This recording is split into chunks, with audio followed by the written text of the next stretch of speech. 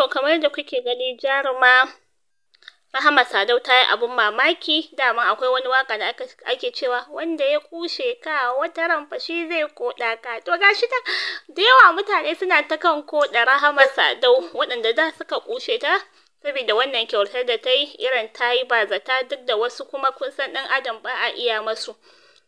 Comment na farko ya ce, masha Allah, Allah ya ƙara arziki, amma zan ɗauki number ɗinsu domin tabbatarwa. Na ga kowa ofe ya bayar, mu ma a ce mu ba da ofe ɗin namu mana. Mabiya da shi ya ce, a matsayinta wallahi ko miliyan 20 ta bayar, there is nothing to talk about, talk less of 1 million. Wato ko miliyan 20 ta bayar ba abin magana bane, bantana ta bayar da miliyan 1. To mabiya da shi kuma ya ce, masha Allah, wannan ta kyauta, amma ba mu ga namu ba fa, mu ma masoyanta ne ai. Comment na ƙarshe ce, Allah ya saka da alkhairi, amma dai ba sai an saka receipt kowa ya gani. Wato me za ku ce? An saka receipt ma wasu sun ce su ba su gama yadda ba, tunda dai receipt din kusan duka number din da yake nunawa ofe ne. Bari na dan saka muku kaɗan ku gani. Kamar da kuke gani, receipt na wannan Hafsat Salisu ofe ne, bank ɗinta.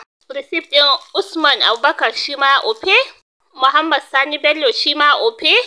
Kusan duka receipt din da aka yi share na ofe ne, shine yasa mutane suke dan magana. Amma idan za ka yi tunani yadda aka ce a bayar da account, duk wanda yake da wani account, ni a nawa tunani ina jin koda yana da wasu special accounts, ofe ne za aka fi bayarwa, saboda mutane idan hankalin su bai dawo ba suna tsoron su bayar da asalin account ɗinsu. To ina jin shi yasa kusan kowa ya bayar da ofe.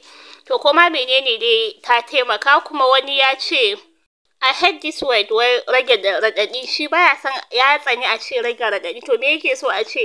Dan ita ta ce an raba, ana kowa ya bada account din shi saboda a rage wa mutane radadin zafin rashin abubuwan da ake fama da shi.